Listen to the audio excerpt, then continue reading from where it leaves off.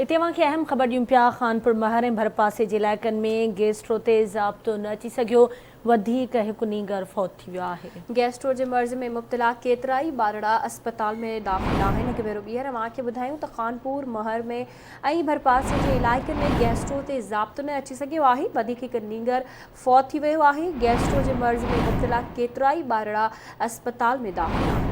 अफ़सोसनाक ख़बर आहे, खानपुर महर ऐं भरपासे जे इलाइक़नि में गैस्ट्रो ते ज़ाब्तो न अची सघियो, वधीक हिकु नीगर फौत थी वियो आहे। वधीक तफ़सील इन हवाले सां ॿुधाइण लाइ असां लाइन ते मौजूदु आहे आवाज़ टीवी जे रिपोर्टर काज़ी ख़ादिम। जी काज़ी ख़ादिम, छा तफ़सील आहिनि?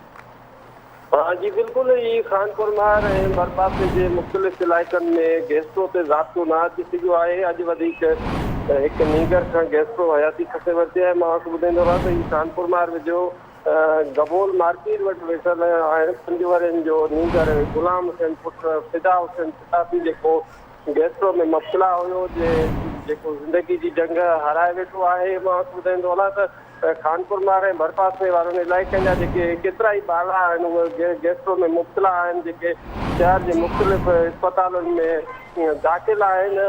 जॾहिं त वादे रहे त खानपुर महर वारे इलाइक़नि में 2 हफ़्तनि दौरान गैस्ट्रो सबबु 4 ॿारड़ा फौत थी चुका आहिनि, पर सिहत खाते हिन महिल ताईं के बि क़दम न खयां आहिनि। इलाइक़े वासियुनि जो चवणु आहे त गैस्ट्रो ते ज़ाब्तो आणण लाइ सिहत खाते खे घुरिजे त फौरी तौर ते जेको आहे सो गैस्ट्रो ते ज़ाब्तो आणण लाइ फौरी तौर ते टीमूं उमाणे ऐं पंहिंजो जोगा क़दम थिया वञनि। जी ठीकु आहे, तव्हांजी महिरबानी काज़ी ख़ादिम अपडेट करण।